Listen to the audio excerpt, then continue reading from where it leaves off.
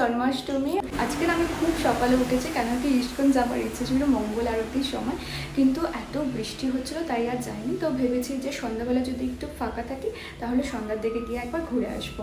ওখানে গেলে না মনটা খুব শান্ত হয়ে যায়, তার জন্যই যাওয়ার ইচ্ছে আর কি। তো যাই হোক, এখন বাজে হচ্ছে 11টার মতন। আমি সকালে উঠে যেহেতু ইস্কনাথ পরে যাওয়া হয়নি তাই ভাবলাম পায়েসটা রান্না করে ফেলি। পায়েসটা বানিয়ে সকলে পুজোও দেওয়া হয়ে গেছে আমার। এখন আমি আর পিসি মিলে ভোগ রান্না করব।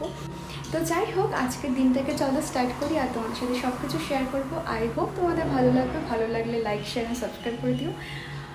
তো চলো।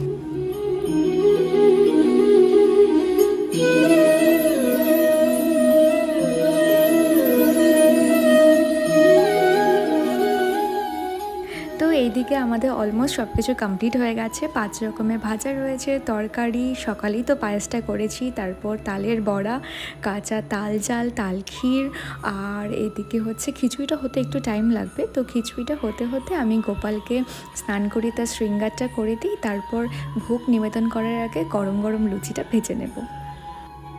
শ্রী কৃষ্ণ গোবিন্দ হরে মুরারি হে নাথ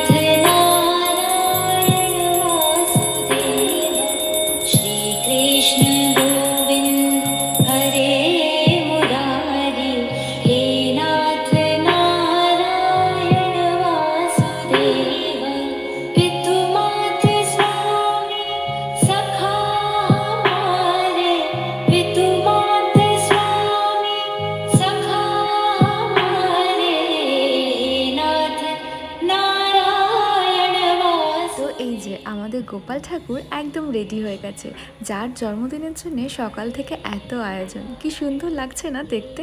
তো এখন ছোট গোপাল ঠাকুরটাকে সুন্দর করে সাজিয়ে নিই, আর ওদিকে খিচুড়িটা প্রায় হয়ে এসছে।